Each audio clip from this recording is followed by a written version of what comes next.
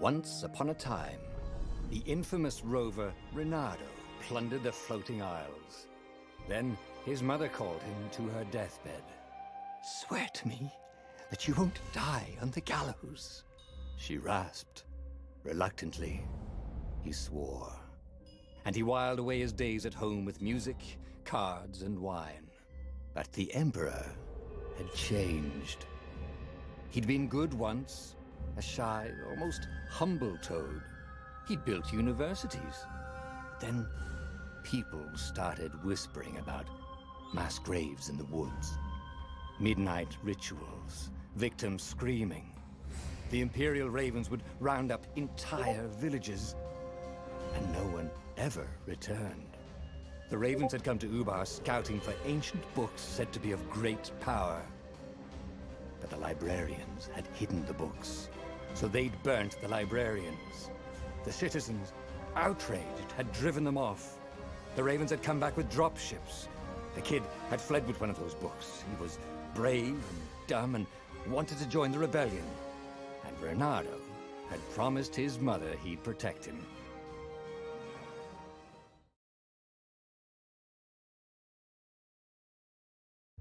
The kid was looking down, watching his city burn. "Sorry, kid," Reynardo told the kid. "Look, if we give them the book, they'll leave you alone." "My mother died for this book!" "I promised her I'd protect you." "Oh, damn it." The kid had run off. With the book, of course. So Reynardo had to run after him.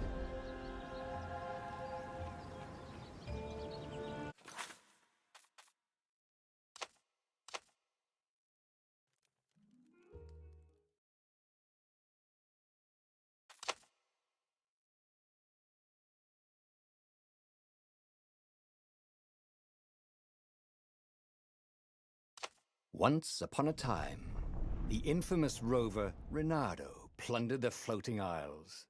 Then his mother called him to her deathbed. "Swear to me that you won't die on the gallows," she rasped. Reluctantly, he swore. And he whiled away his days at home with music, cards, and wine. But the Emperor had changed. He'd been good once, a shy, almost humble toad. He'd built universities. But then people started whispering about mass graves in the woods, midnight rituals, victims screaming. The Imperial Ravens would round up entire villages, and no one ever returned. The Ravens had come to Ubar scouting for ancient books said to be of great power. But the librarians had hidden the books, so they'd burnt the librarians. The citizens, outraged, had driven them off. The Ravens had come back with dropships. The kid had fled with one of those books. He was brave and dumb and wanted to join the rebellion. And Reynardo had promised his mother he'd protect him.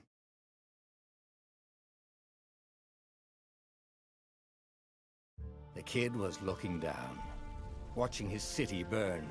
"Sorry, kid," Reynardo told the kid.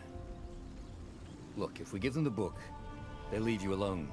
"My mother died for this book!" "I promised her I'd protect you." Oh, damn it. The kid had run off. With the book, of course. So Reynardo had to run after him.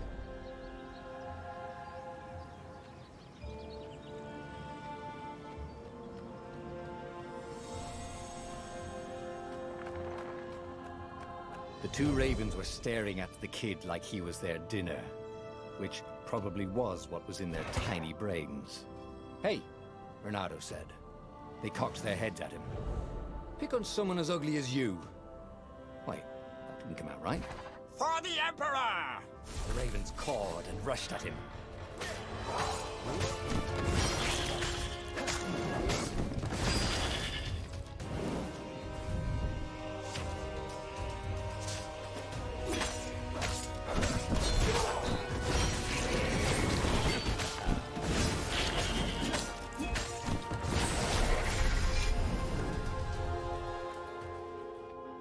A dropship flew overhead.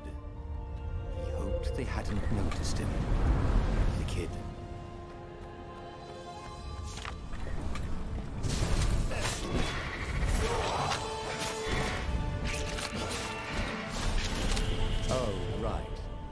Gate of Heroes.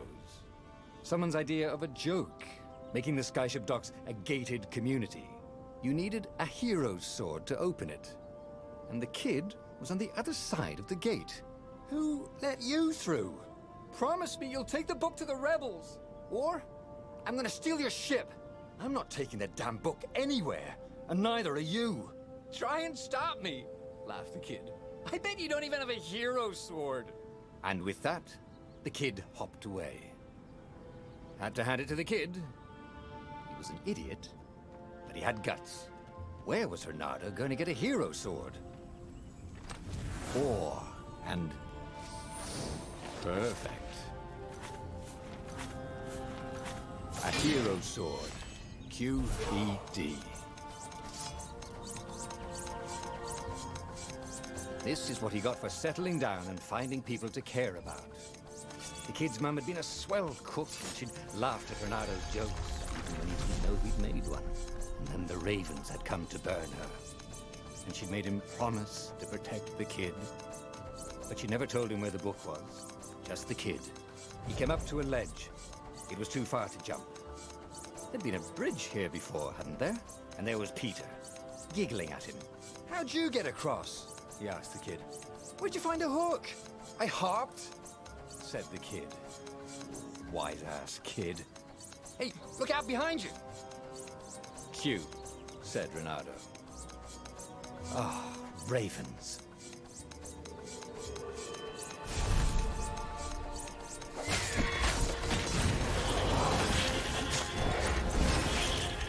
It was time to talk some sense into the kid. Just hook his way across the ledge and chase the kid down. Thing was, he hadn't used his hook since he'd retired. How had he done it? Maybe if he meditated at that altar there, he'd remember his old skills. It was starting to come back to him. Something you never completely forgot, like how to freeze time when attacking. The more he fought, the more he'd probably remember. And there was the Farfarer. She was the fastest ship he'd ever known. She could do the Kestra run in 12 furlongs. Oh, so the salesman had told him. And something told him the kid was about to walk into an ambush. "Stop!" he shouted. "I'm not giving you the book!" shouted the kid, and took off. "No! Peter!" The kid ran for it, and a goggler nailed him with its eye beam.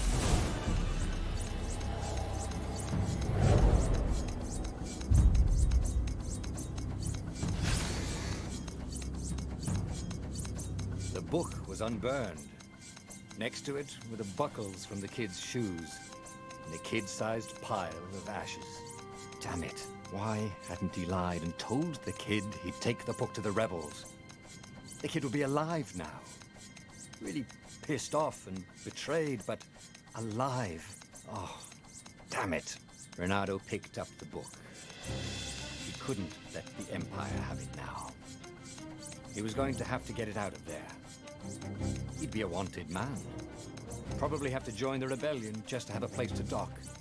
Well, he'd hated home life anyway. What was the big deal about this book anyway? Maybe he should open it and find out. All that had been years ago. How many? The war was a blur. And now 3 Raven scout ships, the rebellion was out of time. Unless Reynardo could bring a game changer. Maybe he could. Reynardo had found out where he could find the pieces of the Sky River, the legendary weapon that had exiled the lost gods. Surely a legendary weapon could win the final battle. On the other hand, his old friend Lapino had sent Reynardo a desperate message saying he had a brilliant scheme to save the rebellion. If Reynardo could only rescue him. Reynardo dived the Farfarer towards the abyss. As he felt the heat of the jet stream, the Raven ships peeled off, not stable enough to follow him down there. Now it was time to choose. Lapino or the Sky Ripper.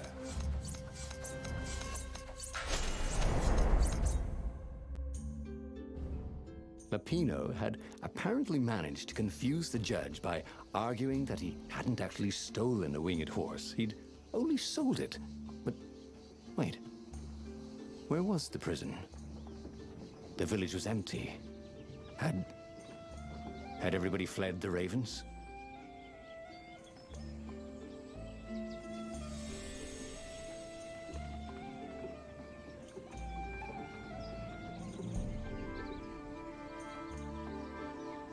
The ravens had taken the town. Renato had seen villages emptied like this. All the people taken away to be sacrificed in the Emperor's secret rituals. Renato hoped the people were just hiding.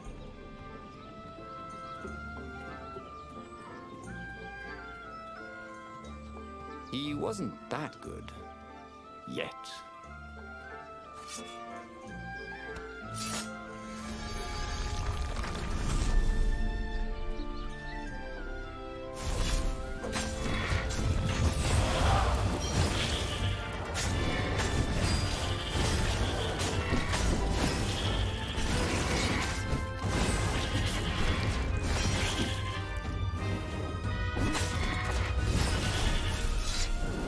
Ravens were landing everywhere. The advance guard. He'd better get moving. If they got to Lapino first, they'd eat him for breakfast. Or a snack. Ravens weren't picky. If they got hungry, they sometimes forgot to interrogate their prisoners. Even Top Spot. It was starting to come back to him. Something you never completely forgot. Like how to freeze time when attacking. The more he fought, the more he probably remembered.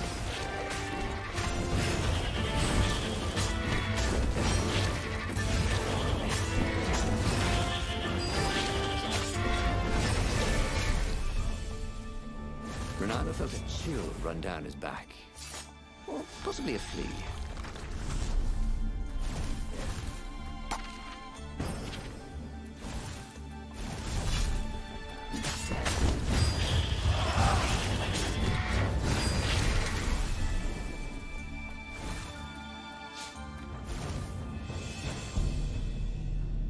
Dirty and bloody, Renato finally reached Lapino. The rabbit was practicing his shuffle. We capture Zenobia, we find out what she knows. And that's the whole war right there. Easy peasy, lemon squeezy. Capture the Emperor's greatest general, who also happened to be a deadly sorcerer and, oh, his only daughter? That would be worth it. On the other hand, he could still get to the core of the Sky Ripper, even if he couldn't get the whole thing. It must have great power.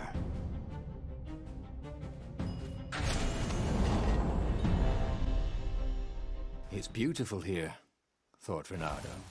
He was thrilled to be back with his old war buddy. He'd missed the mad rabbit, but something was not quite right.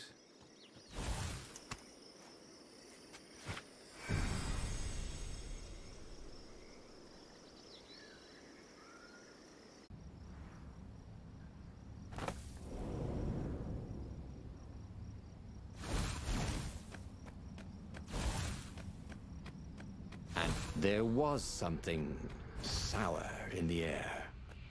Like the earth had ruptured over something that had been fermenting for a very long time.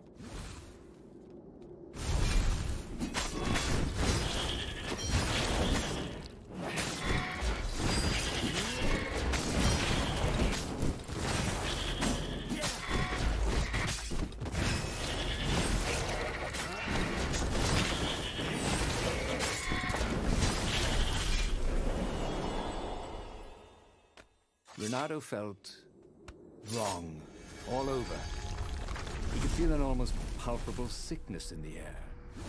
If the land could have tumors, it would look like these monstrous crystals. The forest was quiet and there were insects, a few birds. He didn't have the ravens. Renato smelled sick animals and dying. No healthy ones. Getting a bad feeling about this, Renato thought. Maybe Lapino was right. Maybe they should have kidnapped Zenobia instead of... As he held the radiant icosahedron, Renato felt queasy, like dozens of tiny... Tell you what, said Lapino. I'll take it to the observatory. You attack the Imperial outpost. The Imperial outpost was a vital communications node. Taking it could shatter the Empire's ability to coordinate. And it would be full of secret plans and maps and maybe even rebel prisoners. It was a good target for a hero like Reynardo. But what if Lupino got the core and then broke it, or lost it, or worse? Was Reynardo ready to take that risk? Maybe it was better if he brought the core to the scientists himself.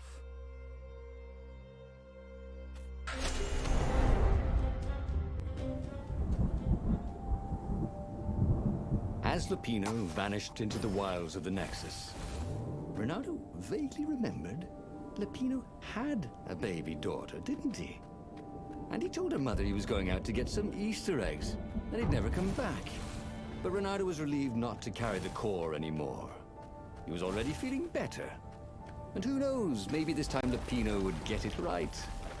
And if Reynardo could take the outpost, he'd have access to all the Empire's communications in the sector. Right?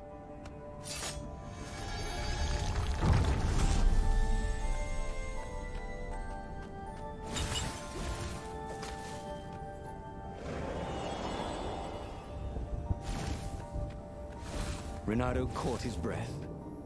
His joints still hurt, but he couldn't feel the poison in his system anymore. He'd let the armature slip out of his hands to save his friend Lupino. Of course he had to let Lupino take the core. The rebellion needed every man doing his duty. And the rabbit would be no good taking on an Imperial outpost, right?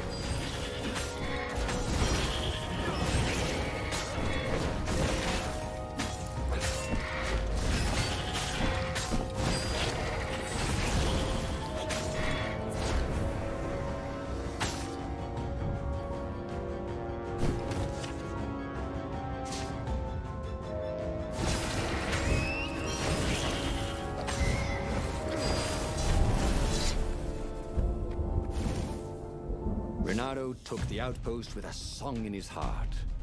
Soon, he was stuffing his sack with key messages from and to the fleet.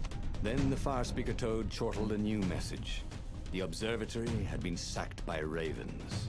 Lupino and all the scientists had been taken to the mountains. Why? Why had he trusted Lupino again? And now the Empire had the core. Reynardo hailed the rebel base to warn them. But their Farspeaker didn't croak back. Was the base under attack too?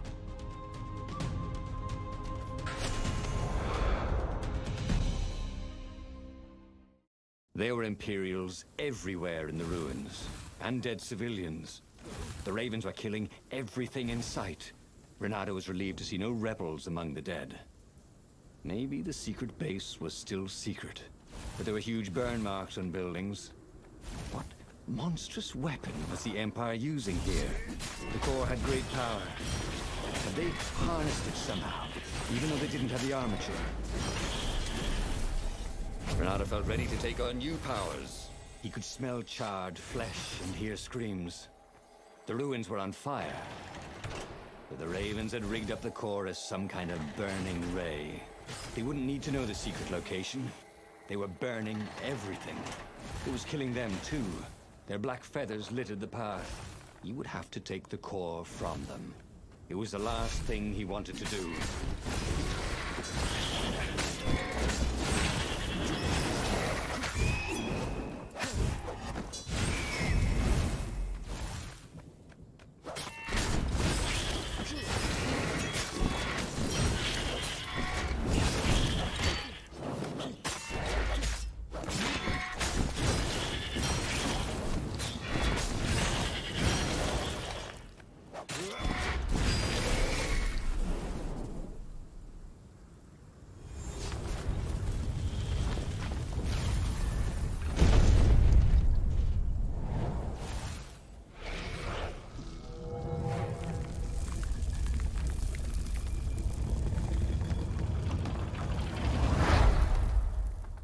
As the last raven fell, Reynardo felt worse than he ever had. The core was killing him, again. The council members cautiously came out into the smoke. "You saved us," croaked the speaker. They would put the weaponized core deep in a cavern, she promised, where its poison could harm no one. They would heal him if they could, she said. No, it's a weapon now. We need one. I'll lead the charge. It will kill you, croaked the speaker. I guess it already has, Renato said. She bobbed her head gravely.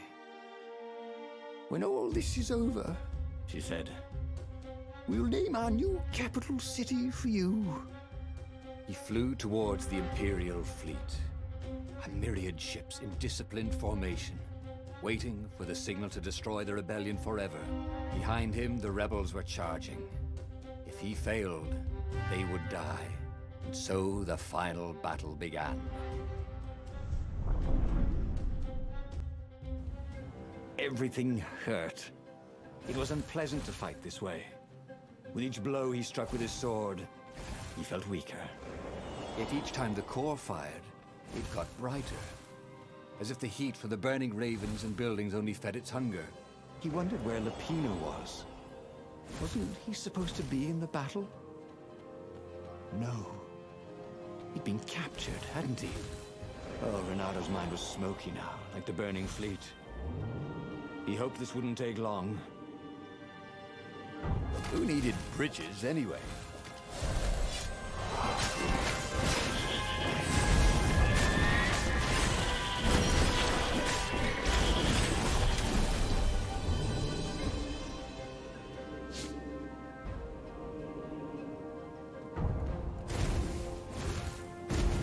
Reynardo-opolis. Vulpus Major. Lando Nardo. If they were going to name a capital city after him, well, he just wished he had a better name. Where was Lupino? He missed Lupino's bitter outburst. Or did he? Lupino had gotten him into this mess, hadn't he? The core was a wonderful weapon. It swept fire across the fleet. Ravens exploded in its gaze, and with every heartbeat it grew brighter. He would die. But he would die every inch a hero. Spectacularly, changing history like the legendary heroes of lore. Or was it yore? No, he couldn't remember anymore.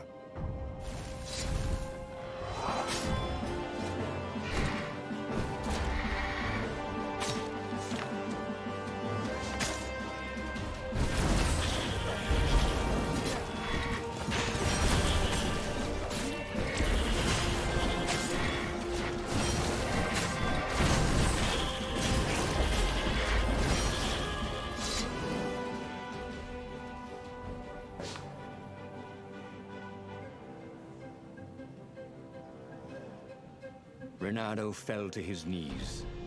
The Emperor's bodyguards were lined up before his ship. Fierce ravens, all. And Zenobia.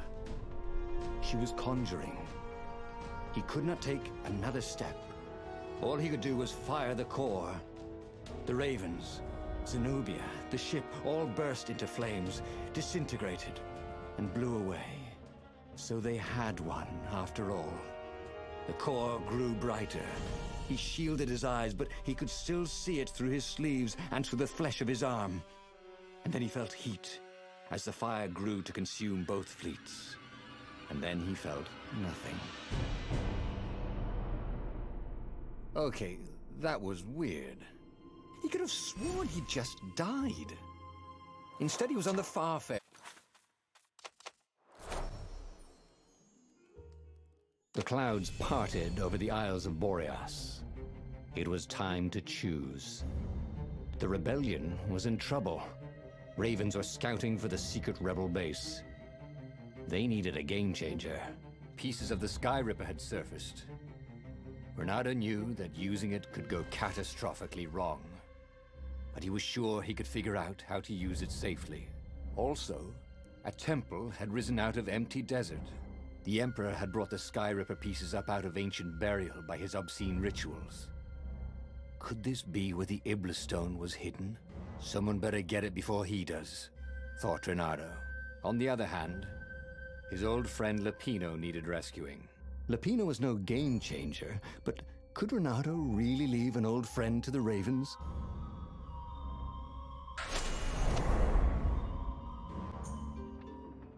Lapino had apparently managed to confuse the judge by arguing that he hadn't actually stolen a winged horse. He'd only sold it. But where was the prison? The village was empty. And had everybody fled the Ravens? People were frightened these days. Just 2 weeks past, Reynardo had sneaked through an empty town and listened to the Ravens caw about the Emperor's new taste in ritual sacrifice.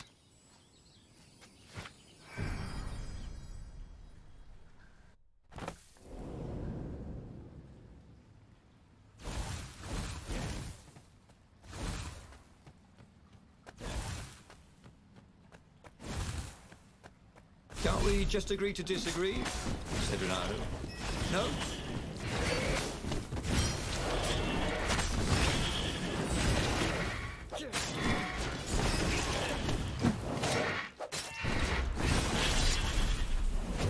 Ravens were landing everywhere. The advance guard. He'd better get moving. If they got to Lapino first, they'd eat him for breakfast. Or a snack. Ravens weren't picky. If they got hungry, they sometimes forgot to interrogate their prisoners. Even top spy. Dirty and bloody, Reynardo finally reached Lapino. The rabbit was practicing his shuffle. We capture Zenobia, we find out what she knows. And that's the whole war right there. Easy peasy, lemon squeezy. Capture the Emperor's greatest general, who also happened to be a deadly sorcerer and his only daughter? That would be worth it. On the other hand, he could still get to the core of the Sky Ripper. Even if he couldn't get the whole thing, it must have great power. To make this... It's beautiful here, thought Reynardo. He was thrilled to be back with his old war buddy. He'd missed the mad rabbit. But something was not quite right.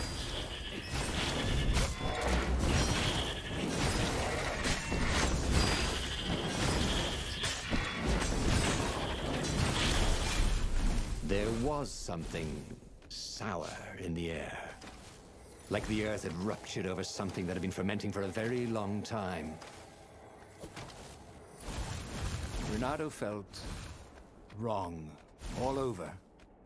He could feel an almost palpable sickness in the air.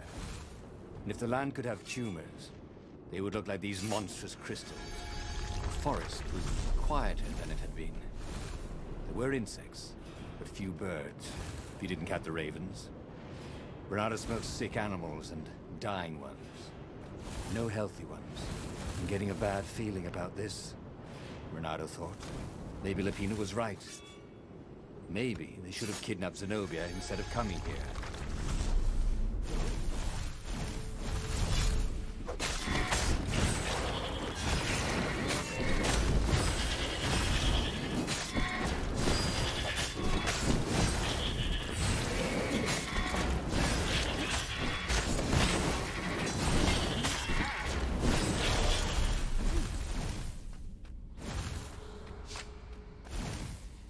As he held the radiant icosahedron, Reynardo felt queasy, like dozens of tiny worms. Tell you what, said Lapino.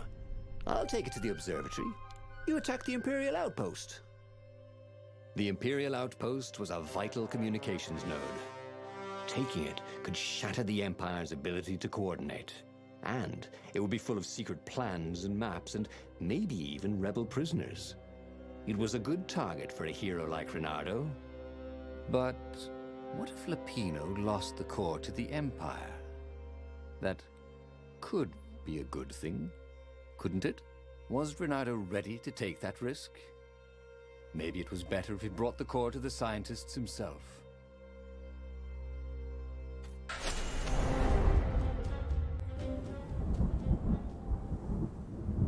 As Lapino vanished into the wilds of the Nexus, Reynardo vaguely remembered Lupino had a baby daughter, didn't he? And he told her mother he was going out to get some Easter eggs, and he'd never come back. But Renato was relieved not to carry the core anymore. He was already feeling better. And who knows, maybe this time Lupino would get it right. And if Renato could take the outpost, he'd have access to all the Empire's communications in the sector, right?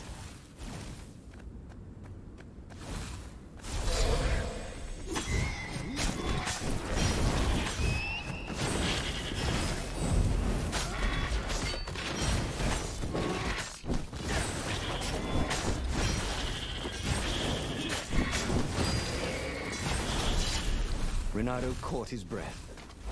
His joints still hurt, but he couldn't feel the poison in his system anymore. He'd let the armature slip out of his hands to save his friend Lupino. Of course he had to let Lupino take the core. The rebellion needed every man doing his duty. And the rabbit would be no good taking on an Imperial outpost, right?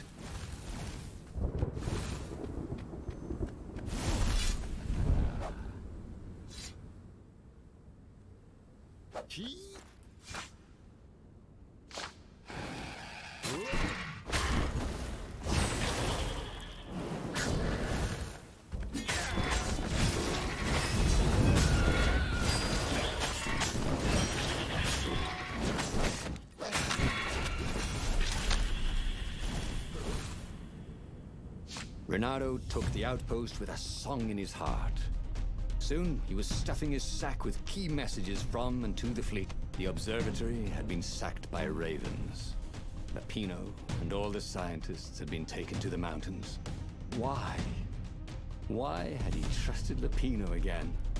And now the Empire had the core. Renato hailed the rebel base to warn them. But their far speaker didn't croak back. Was the base under attack too?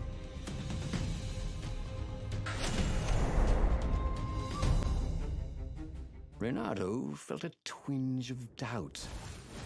Should he have gone to the base? No. Logically, wherever they'd taken Lupino was probably where they took the core, right? Oh, why didn't Lupino have just for once not got himself captured? Was that too much to ask? He shouldn't be too hard on the rest. No, he meant well. And he was insanely brave. You had to admire that.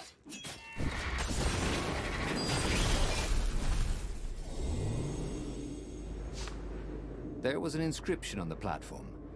Balaleka lessons, with an address.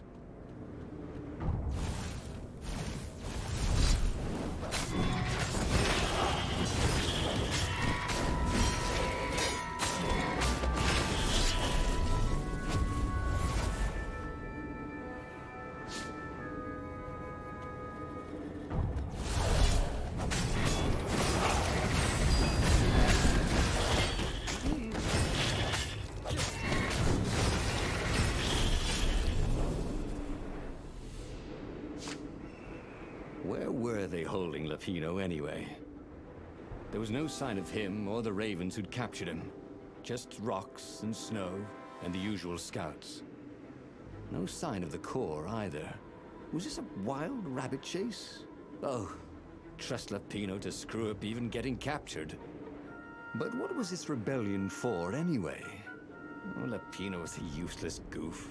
But he was a friend. If friends didn't matter anymore, what was the point of winning this war?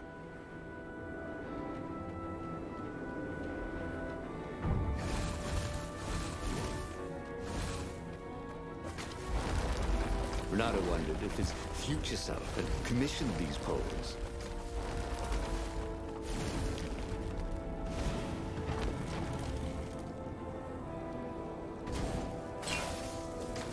Renato thought of the choices he had made so far. Rescuing a friend and then sending him to be captured. Recovering a super weapon and letting it...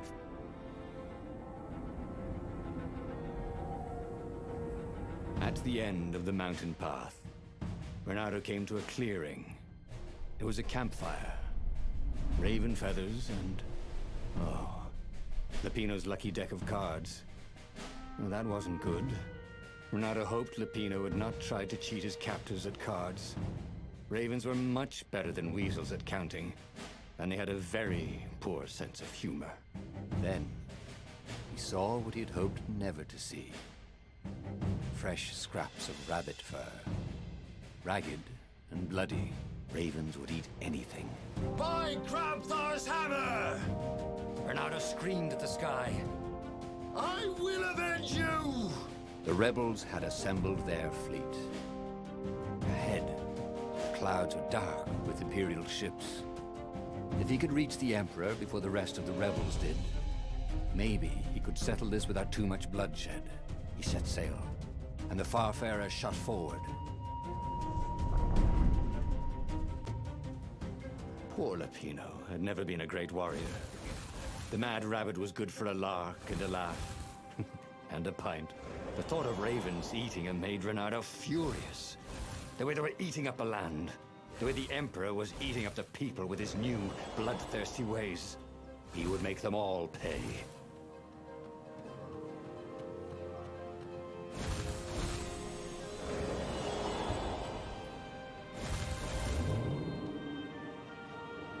What did you do if one of these platforms stalled?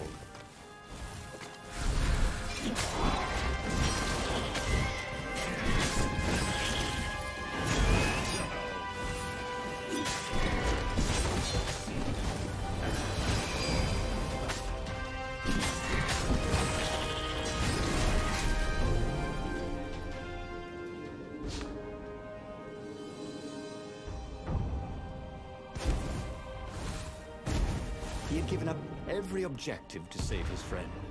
He had given up the armature, the core, the gem, even Zenobia. He loved Lapino, he realized. And now the rabbit was gone. A hero looks out for his friends, even when they're gone. He would send Lapino an honor guard of ravens to serve him in the halls of the Valiant. He would avenge him.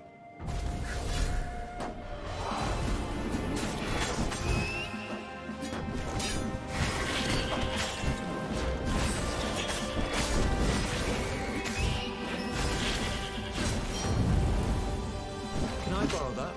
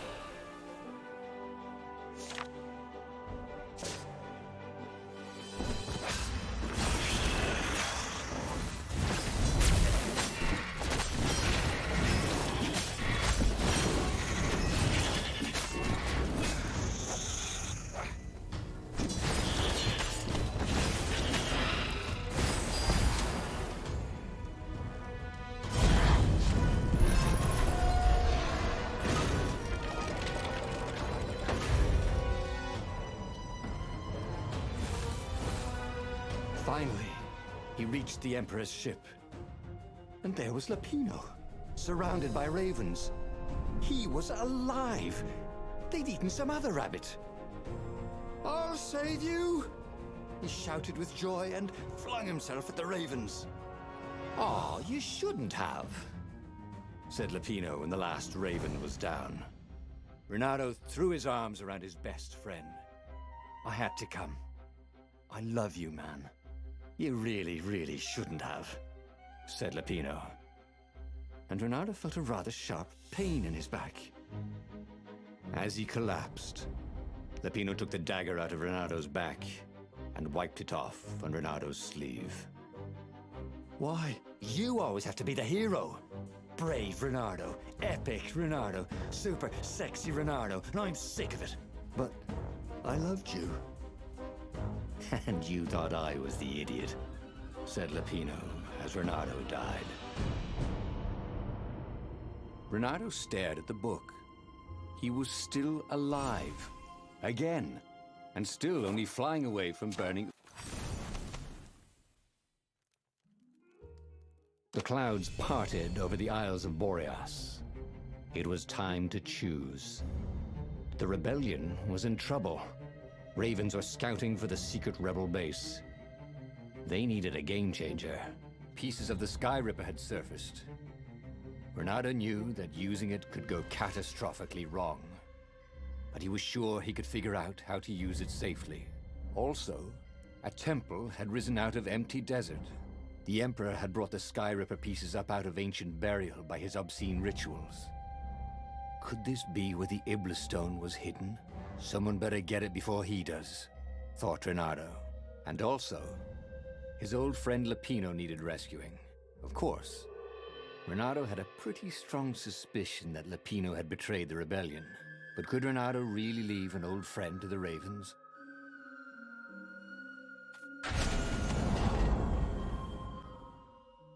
As he set foot on the island, Renardo couldn't help feeling a bit curious. Was Lapino still waiting to be rescued? No. He was probably drinking champagne with the Ravens. Did Ravens drink champagne? Did Rap?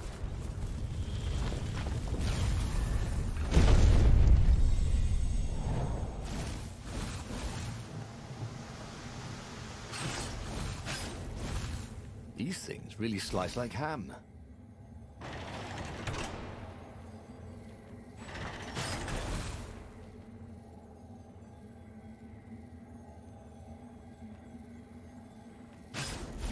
The people who had built this castle, did they even know what monstrous weapon lay hidden within their walls? The Sky Ripper could destroy anything it touched, or so the legend said. As the Transcendent Emperor had fought the Lost Gods, thousands and thousands had died. But Renardo had been through wars. The only merciful war was a short one.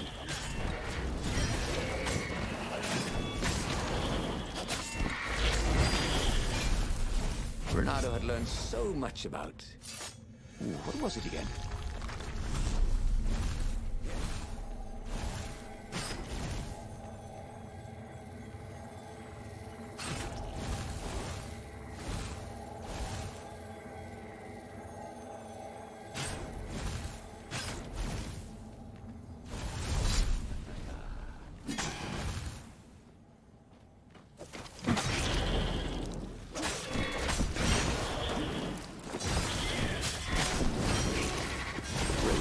Smell any better dead, Renardo thought.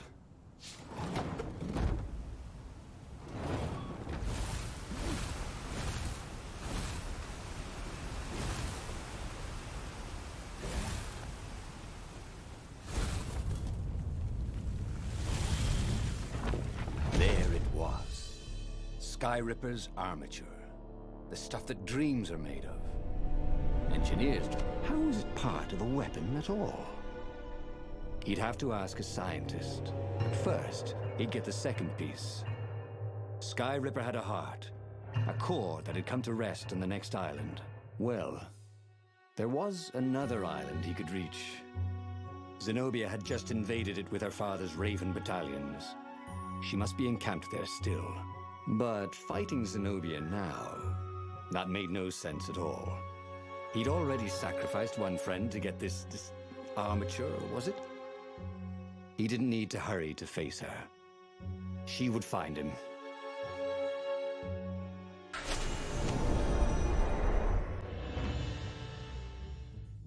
The truth is, though, he wanted to see her, wasn't it? It had been a dozen years since Swordfu School. He'd followed every rumor about her, every scrap of news. Not that he still loved her. After all, she was his enemy. No, it was solely because know your enemy. It would be great to see her, even if they faced off across sword points as they'd done so many times at school. The world was a less interesting place without her. Hey, why don't you guys fight in groups? Oh, I know. Renardo wasn't entirely sure how he was going to capture Zenobia. She'd be expecting him. And he didn't have Lapino to cook up a clever plan. Why was it again that he hadn't got the core? Maybe because the results tended to be disastrous. These streets were familiar. The Swordfu School was closed now. but he had been down that street 1,000 times. He knew that pub. He knew that alley. Reynardo slinked through Zenobia's ship, making no sound at all. Where were her guards? Finally... That makes no sense. It's a trap, shouted the Emperor. I'll meet you at the outpost, and I'll bring my interrogators. If Reynardo came face to face with the Emperor, maybe he could assassinate him.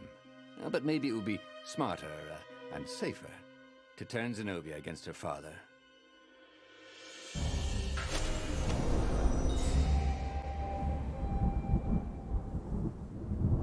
It was a short, safe landing. At least this part of the Nexus hadn't changed too much. Zenobia had been taking him to the Imperial outpost. She'd never expect him to go there by himself. Well, maybe she would. You never knew with her.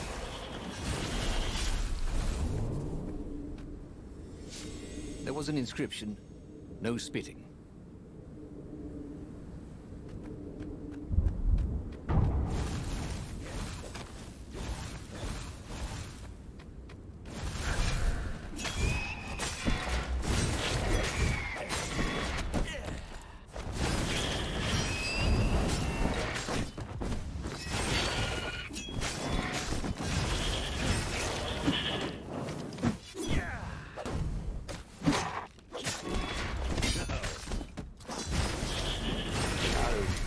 Around the room. Reynardo knew Zenobia, and Zenobia knew him.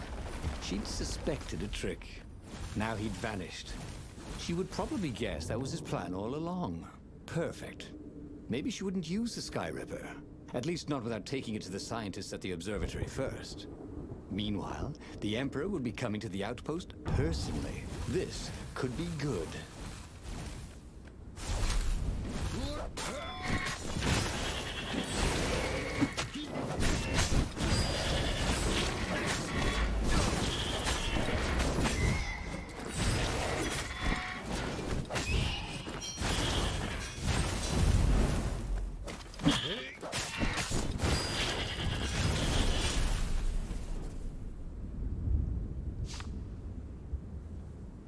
Reynardo was face to face with the Emperor's bodyguard.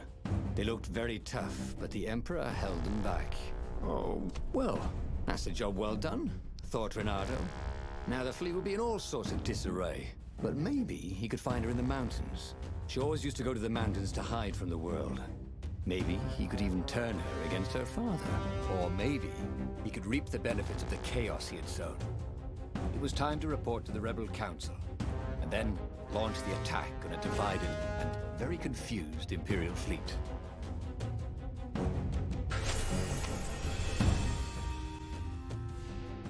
He wondered if he should have just told her the truth about her father. The Emperor had adopted her from a stray.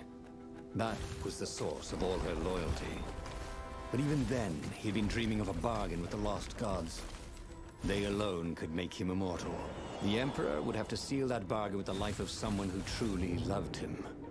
And who else truly loved the Emperor? But how could Reynardo tell her that now? Why would she ever believe him?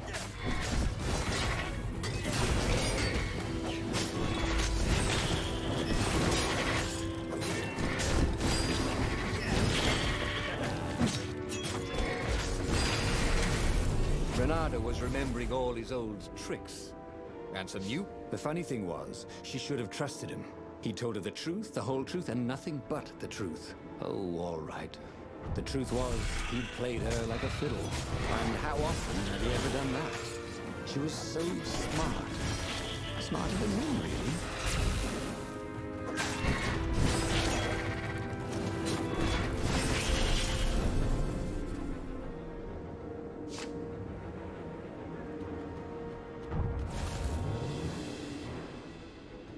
No skateboarding, the sign said.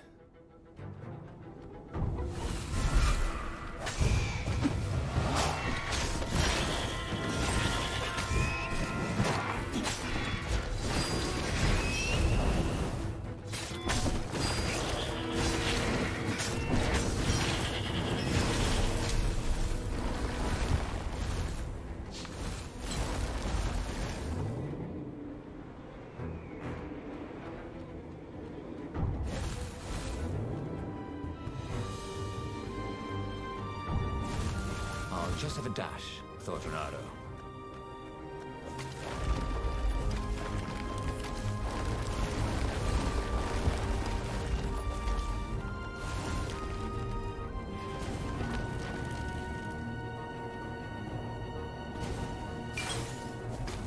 Renato had given away the location of the secret base.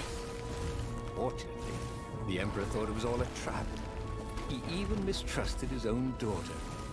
Renato couldn't have done better if he'd planned it.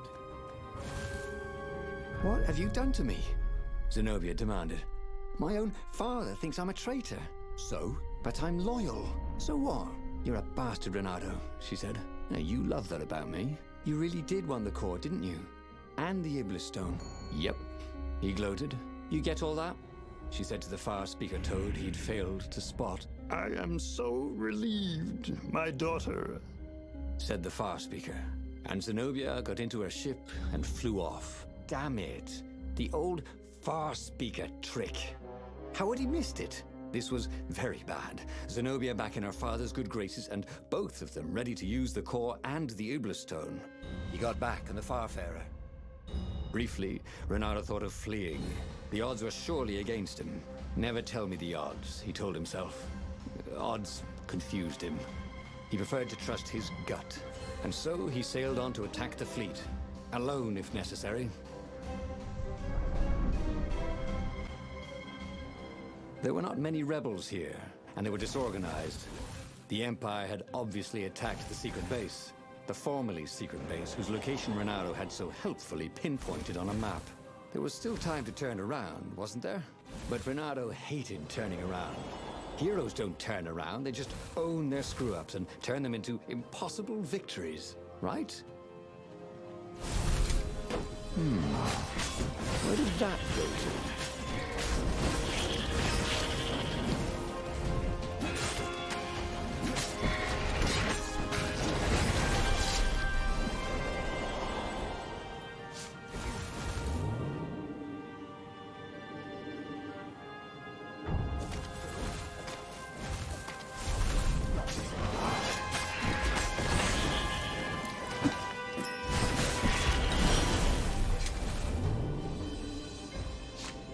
Take a leap of faith, said the inscription. The odd thing was, Renato's personal battle was going fairly well. The Ravens immediately in front of him were no quicker or tougher than usual. Where was the power of the core? Blasting him off into the abyss. And where was Zenobia? She must be up to something. But whatever it wasn't his problem. Not yet, anyway. It was all going surprisingly well.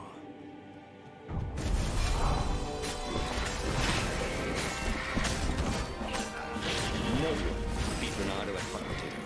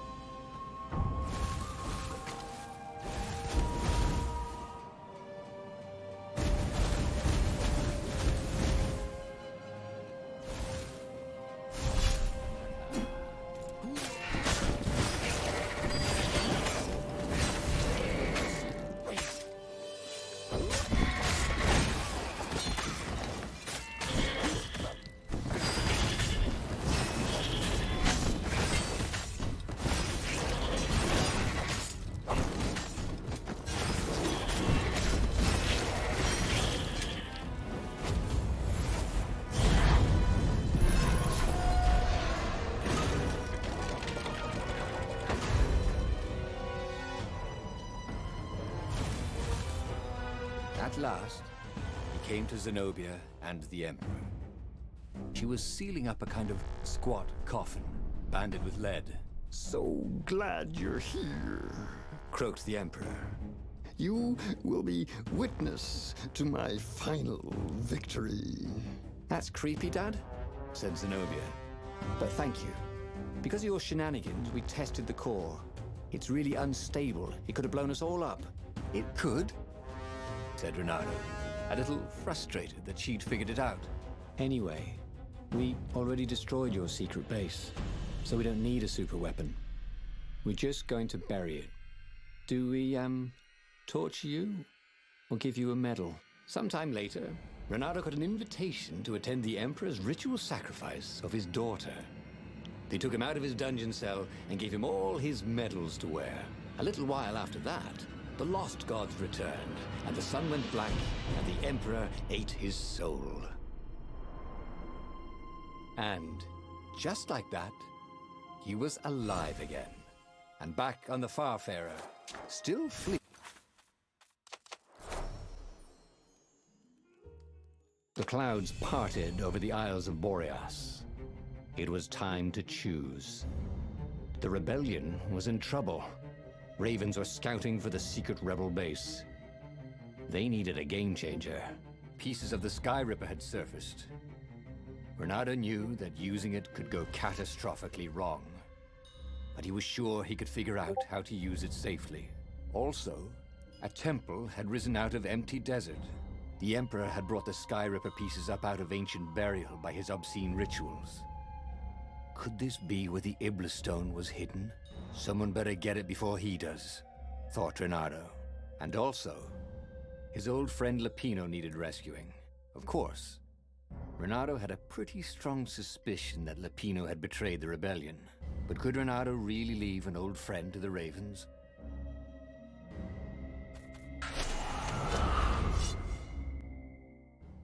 Every child could sing verses about the Sky Ripper, but ancient codices held hints of other things.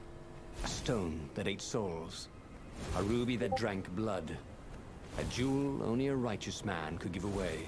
Were all these things the Iblis stone? Long hidden in a buried temple. Another ancient item that was only resurfacing now. Drawn up from the deeps by the Emperor's horrific rituals.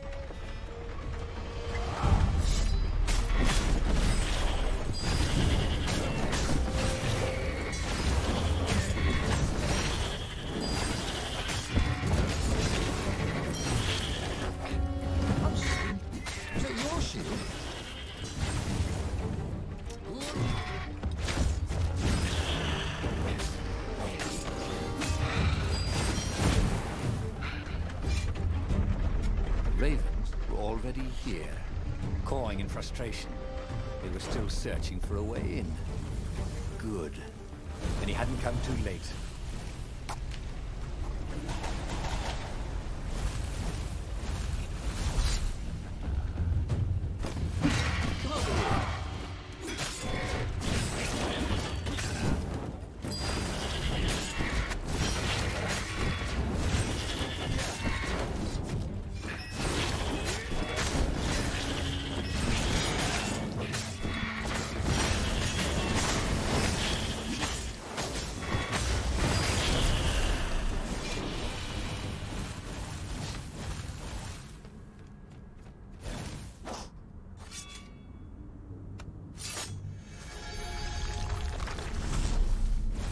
What were these poles exactly? Parking meters from the time of the lost gods?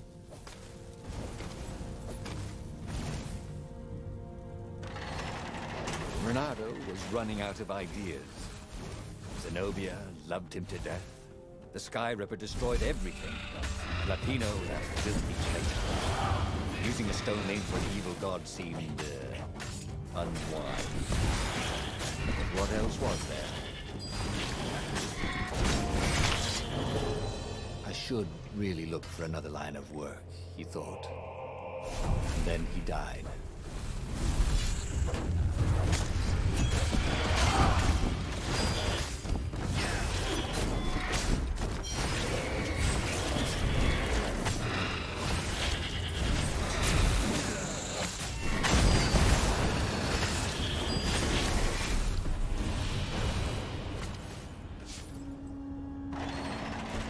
Ravens at least could not get past this point.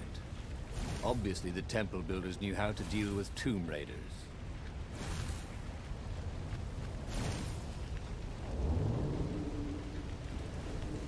These platforms were great. Renato wanted one for his house.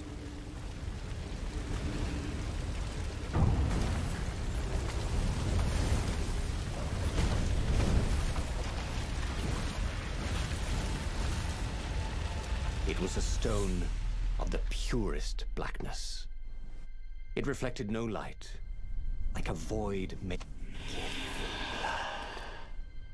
It was the stone, eager, thirsty.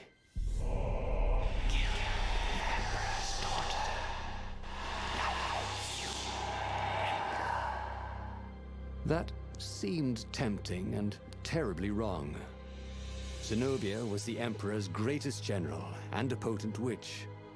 But they had been close once, and Reynardo wasn't sure he really wanted to be Emperor. Why not capture the core of Skyripper instead?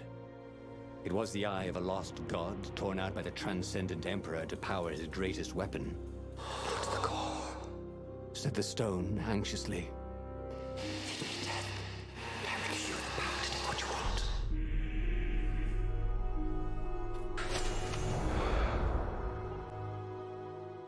The moment he landed the Farfarer, Reynardo had a rare feeling of regret.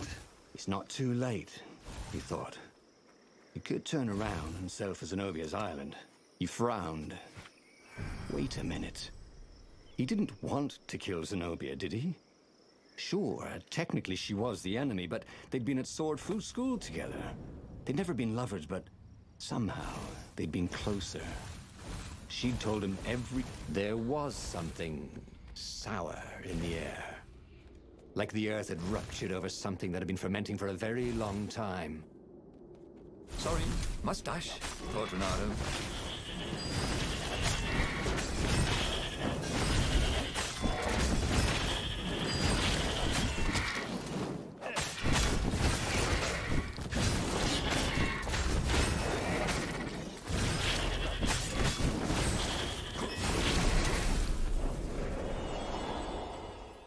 The stone hadn't lied about what it could do for him. With each raven he cut down, he felt a jolt of power flowing into his arm. "You're weak," whispered the stone. "The core. Are you afraid of it?" "No, don't be ridiculous." He chuckled. "The fact is, it is stable. It's poisonous. I just carry it, and if you try to use it, it will explode catastrophically." Reynardo did not trust Rock. As he approached the core, the stone became hysterical. No, it's too much. He had defeated the demonic gem with the power of his mind. He felt invincible. It was time to attack the Imperial outpost on the Nexus. Take the battle to the enemy. But among the huge crystals, there was also an observatory. A wise man would probably ask the scientists exactly what he had first. How wise was he?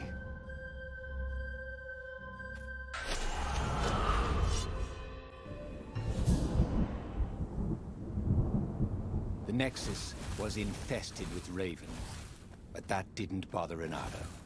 With each death, the converted Iblis stone in his gauntlets glowed brighter, and he felt stronger. He was getting a bit bloodthirsty, wasn't he? Well, he wasn't worried. He was a warrior. They're supposed to be bloodthirsty.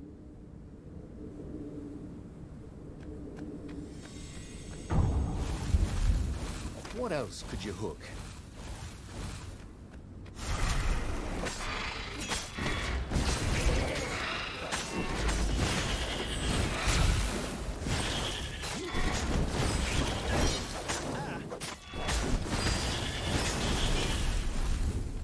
The core, absorbed in the stone, was doing its job perfectly.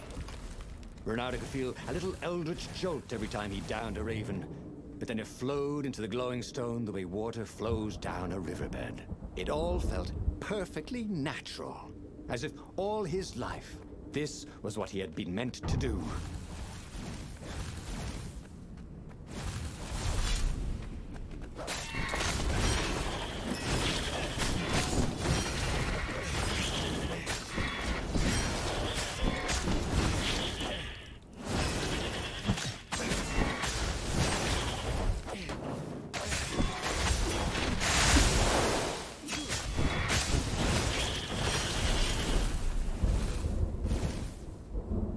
Reynardo tore through the last remaining guards at the outpost like hot coffee through snow.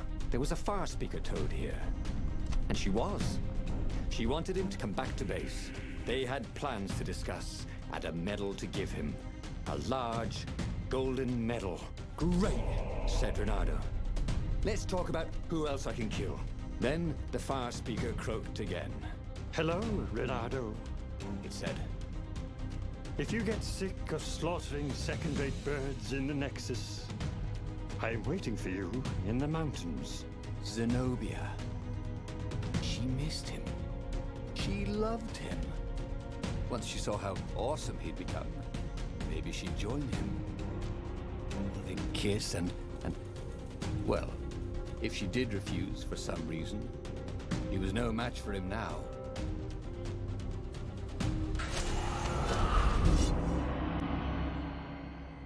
So where was this ambush?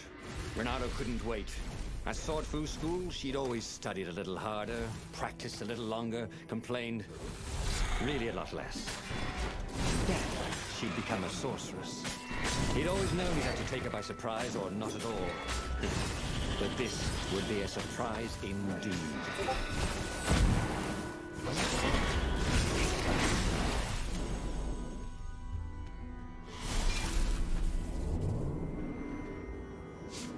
Oh, this really didn't have much in the way of safety features, did it?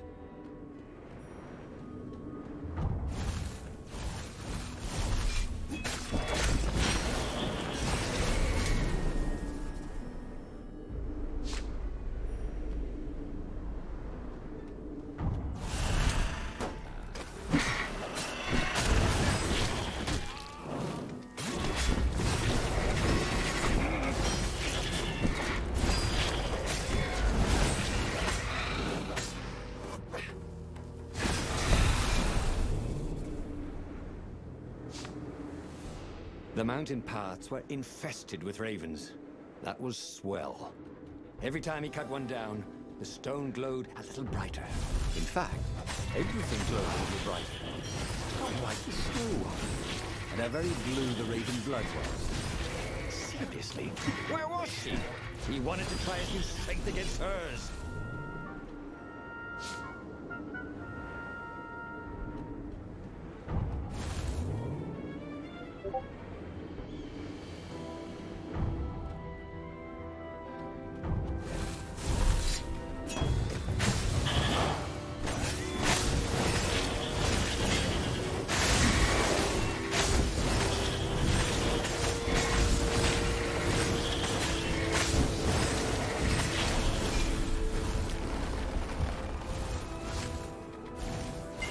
Blood was up. He just needed to smash something.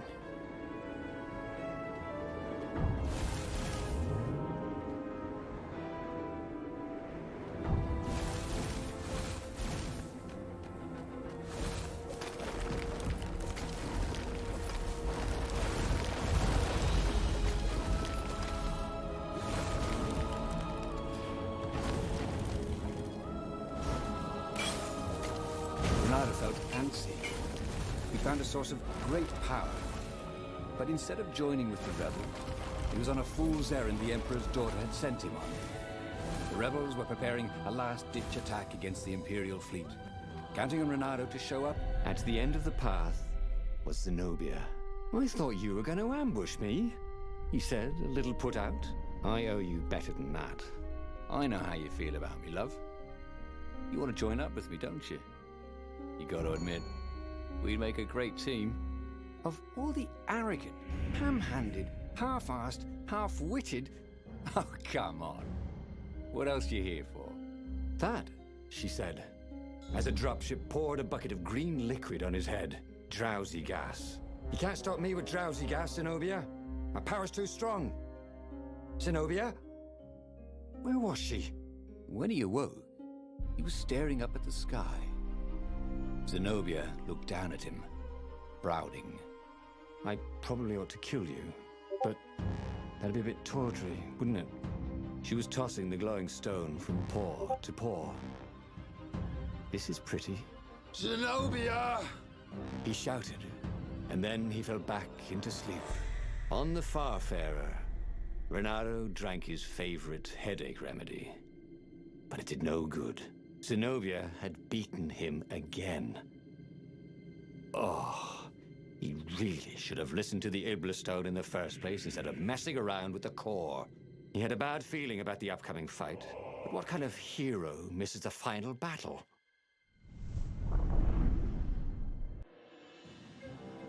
Renato was bruised and tired. He wasn't looking forward to killing ravens. It didn't even seem scary. It felt like a chore, like sweeping the practice room at swordfish school, which he'd done his best to leave for Zenobia whenever he could. What would she do with the glowing Iblastone? That should terrify him, shouldn't it? But he just felt dull and stupid as he carved his way towards probable doom. It was a bit windy up here.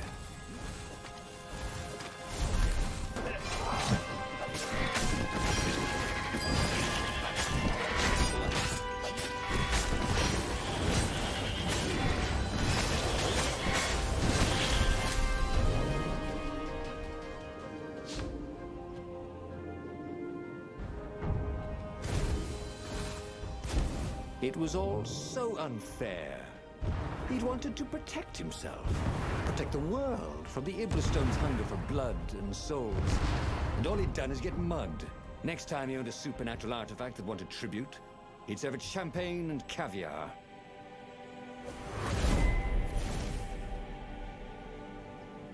He'd once met a pirate captain who used hooks to get around his ship. Oh, what was his name again?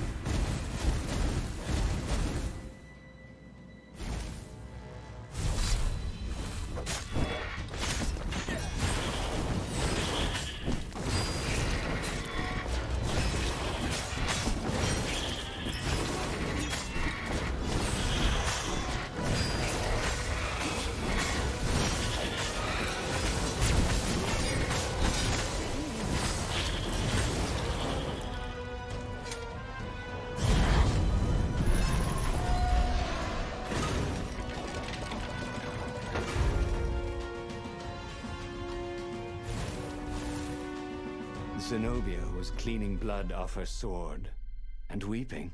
It's so hungry. I can't stop killing, she said.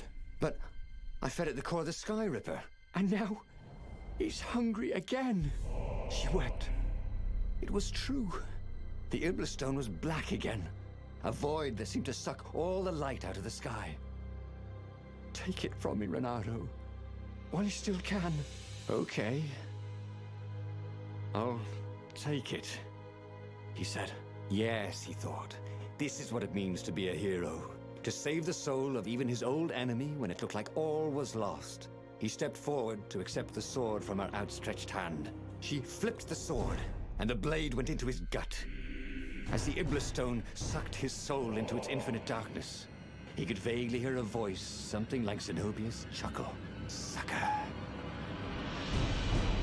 Oh. Damn it. He lost again. And died. But there... The clouds parted over the Isles of Boreas. It was time to choose. The rebellion was in trouble. Ravens were scouting for the secret rebel base. They needed a game changer. Pieces of the Sky Ripper had surfaced.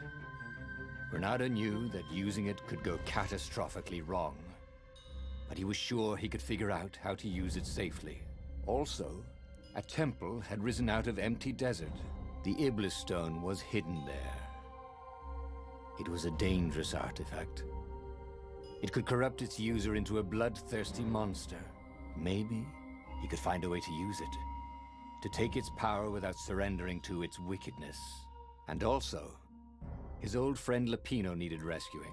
Of course, Renato had a pretty strong suspicion that Lapino had betrayed the rebellion, and he had a gut feeling that he needed to use that to his advantage. Renato finally realized that Lapino was a traitor to the cause, and maybe Renato could use that somehow. Renato couldn't quite put his paw on when he'd realized Lapino was working for the Empire. He'd never exactly seen Lapino sending coded messages to the palace, but he was sure. The rabbit had been on too many disastrous missions where he was the only survivor, or where he accidentally missed getting on the boat that went down to the abyss in flames. If Renato could prevent Lapino from getting back to the fleet with all the intelligence he'd probably gathered, it might be worth the trip.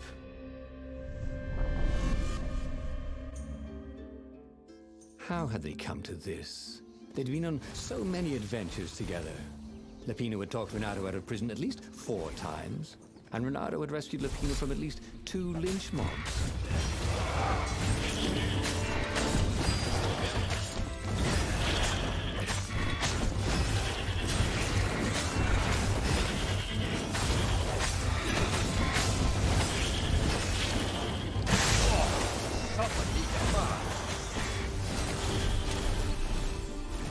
He'd always felt that the rabbit resented him. Lapino was hilarious because he was so down on himself and everyone else. But behind the laughs, he wasn't a happy camper. Ooh, was this payback? Or did the Empire have his little white tail in a vice?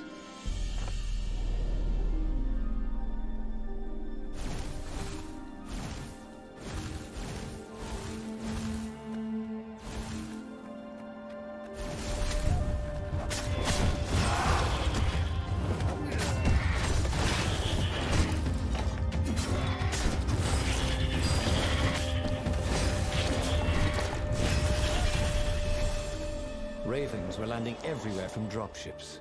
He'd better get moving.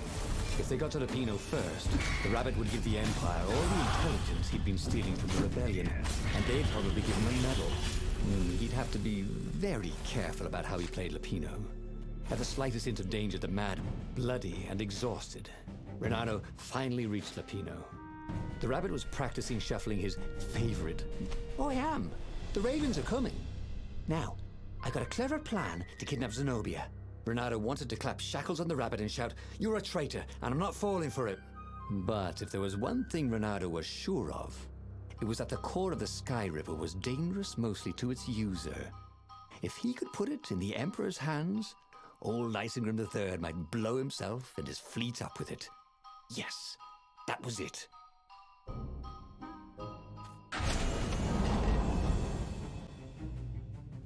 Right. Now, all Renato had to do was fight his way through Zenobia's invading troops, sneak onto her ship and into her bedroom, and kidnap her without any of her dozens of guards alerting her. Then, he would rely on her love for him to convince her how evil her father was, so she'd run away with him instead of going back to her father, who was going to blow himself up.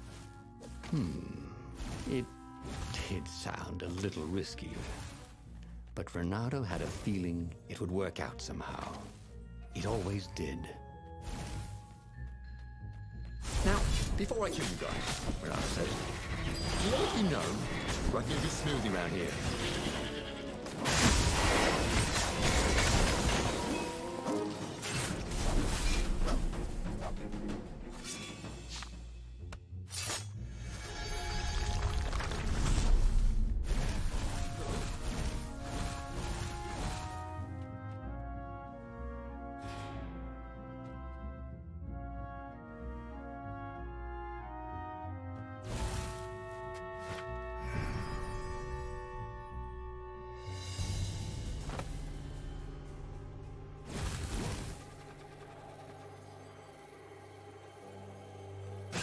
When Renato went to the china shop, for some reason the owner was always nervous.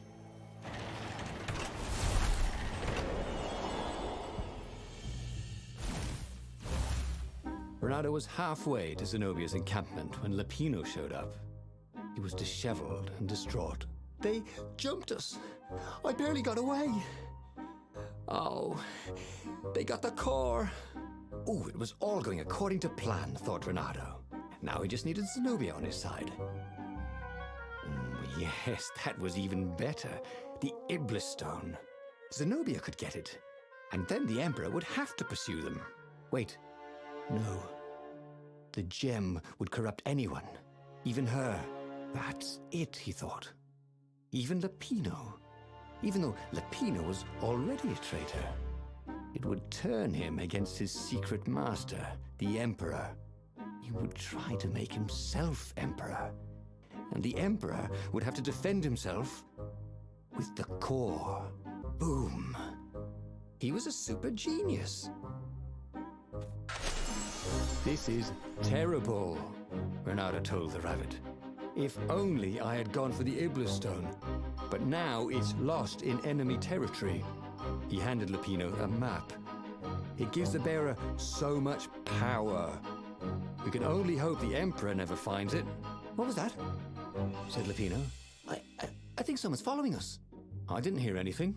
Rabbit ears. You go on ahead. I'll check it out. And with that, Lapino hopped off with the map. If I craft a sword now, it's going to be really short.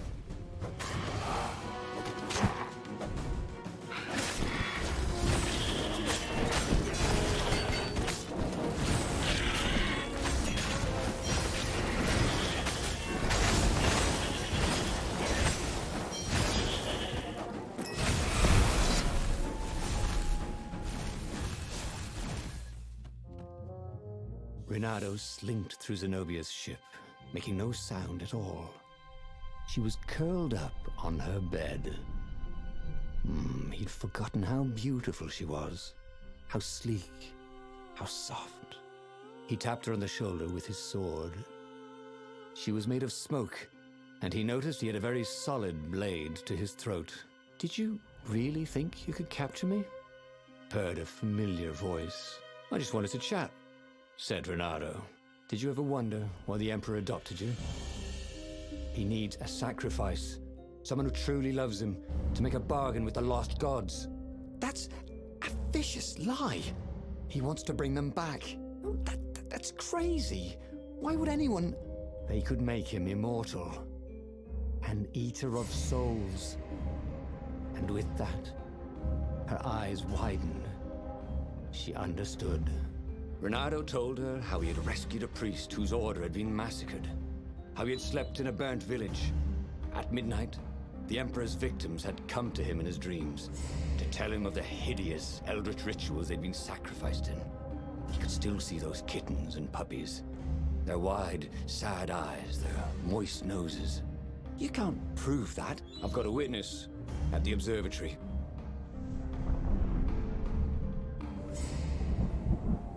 He couldn't tell her.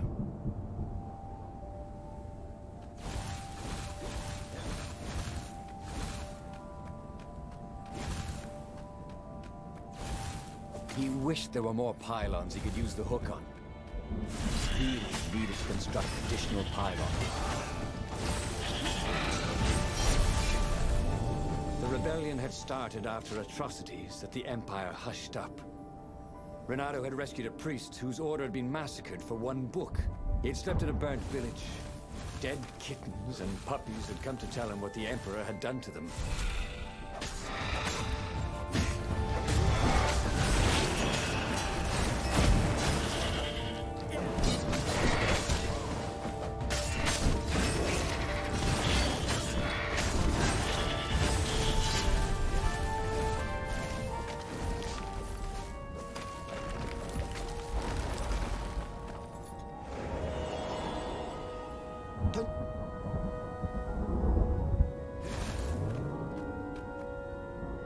Renato had always wanted a flying carpet. This was more like a flying tabletop, but it would do.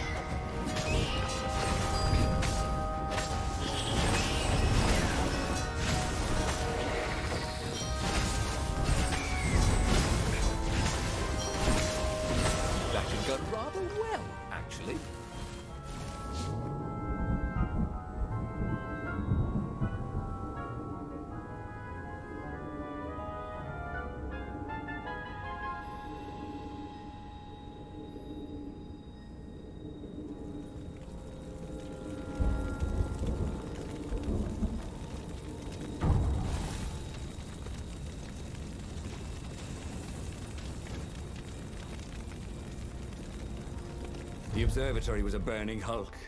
Dead scientists and black feathers everywhere. The Ravens had taken special care. So, Renato explained his brilliant gambit. Sending Lapino to get the Iblastone, become super powerful and corrupted, provoke the Emperor into using the core against him, thus blowing up both of them, and hopefully the fleet too. "Let me visit your council," she said, shaken. "I want to help." Could he really trust her?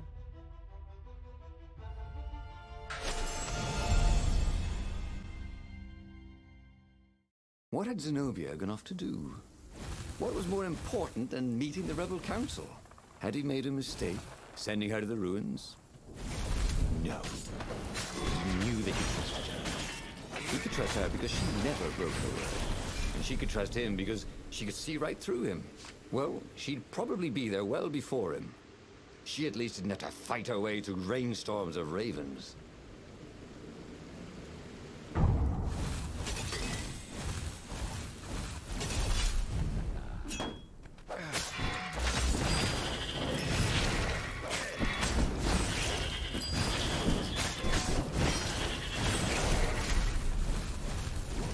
He felt like Tarzan.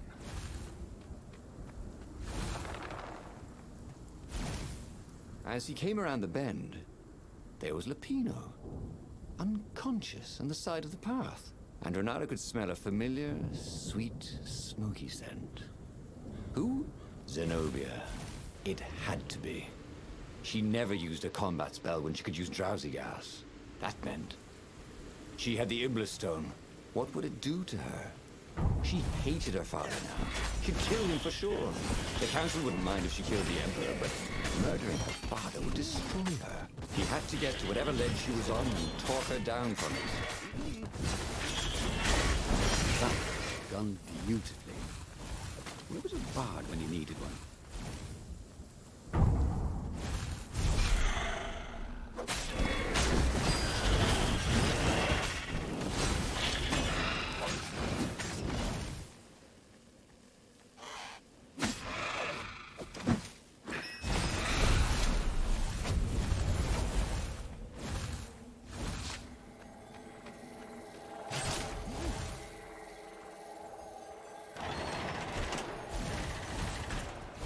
Long stairs.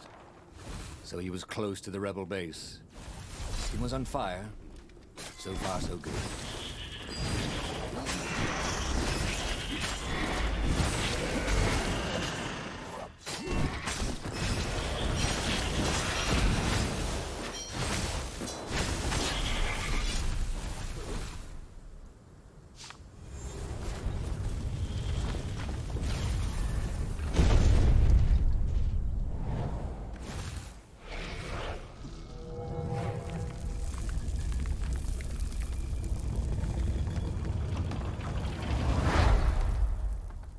Everyone in the council chamber was dead.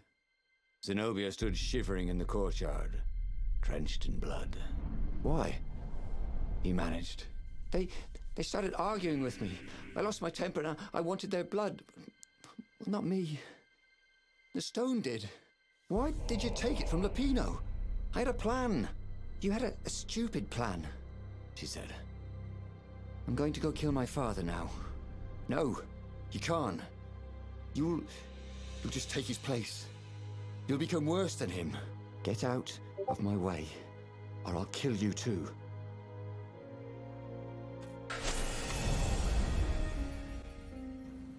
The Empire had seized his ship. They'd have to take it back.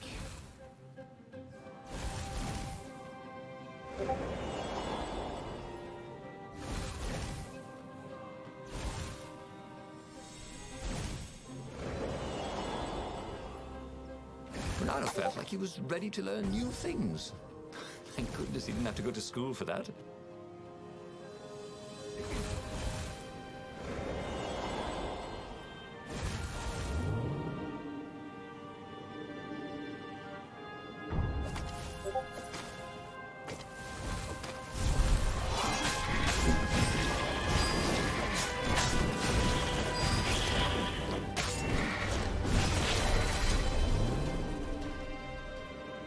This would be the perfect place for a tic-tac-toe board.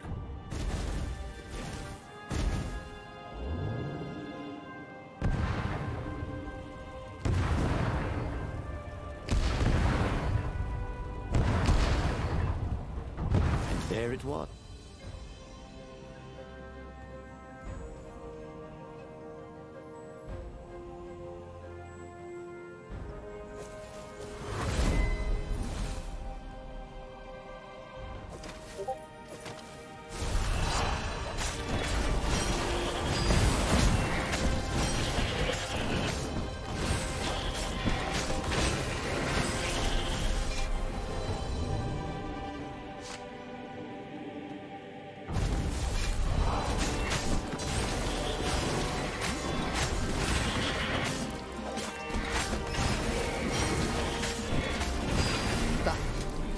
Do it, said Renato to himself.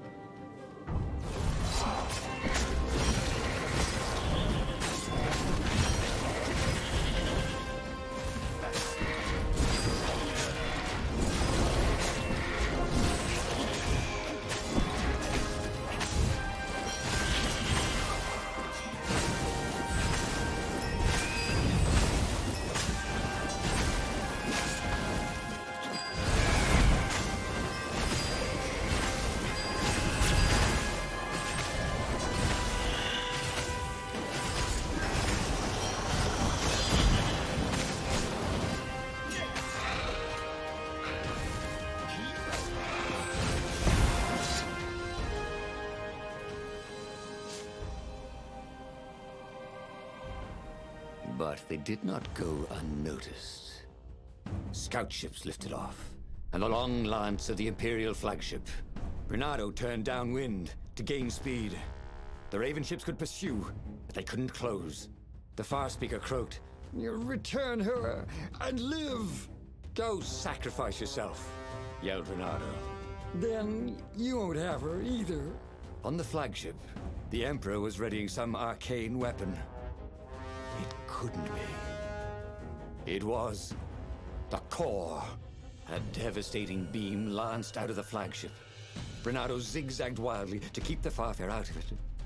Now the Raven scout ships were closing the distance, and the beam was getting closer too. Then came a blinding flash, and the air was searingly hot all around him. There was a thunderous, deafening roar. He could smell burnt oak and burnt feathers and burnt flesh. But when he could hear and see again, they were alive and unhurt. And they were alone in the sky. Zenobia embraced him. They had done it. Through luck and through love, they had won the war. "Avalon, here we come," he said as he held her arms wide in the prow of the boat and let her feel its speed. "Maybe the real Avalon is wherever we're together," she said. And so, after a bit of an argument, Renato and Zenobia went to one of the two Avalons. The one shrouded in mists, or the one in their hearts. But which one they went to, I'll never tell. He'd done it. He'd forged his own destiny. Well, he hadn't actually done it, but he knew what he would do. Renato smiled at the book. He practically wanted to kiss it. The kid's sacrifice hadn't been in vain. He'd saved the book and saved the world. Renato owed him and his mother so much. Renato lowered the mainsail and let the Farfarer shoot forward in the breeze.